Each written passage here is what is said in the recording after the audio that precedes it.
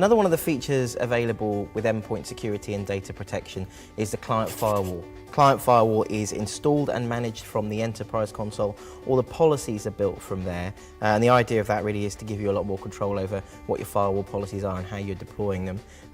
Another one of the benefits of this is that it is location aware, so it knows whether your user is connected to your internal network or whether they're outside. So what we'll do is we'll take a very brief look at how we would set up an initial firewall policy and what the options are that are available, and also some of the advantages to managing your firewall policy in this way.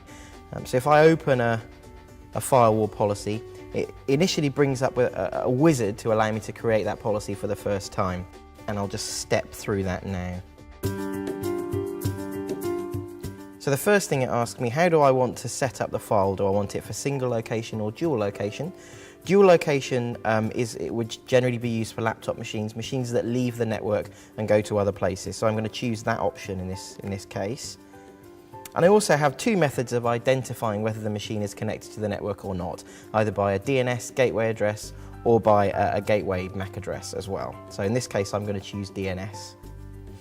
And now I've got four options for how the firewall will actually work. Will it block everything? Will it only block inbound traffic? Will it just run in a monitoring mode? I can also customize the mode that it runs in as well. In this case, I'm just going to choose monitor mode. Now what monitor basically means is it will allow all unknown traffic, but for other rules that I've already created, it will apply those rules. This is really useful when you're first setting up the policy. It means you don't have to necessarily block everything. It means you can see what would be blocked and then decide whether you want to allow those as part of the policy or not. So that's quite a useful feature. So we're going to leave that in monitor mode.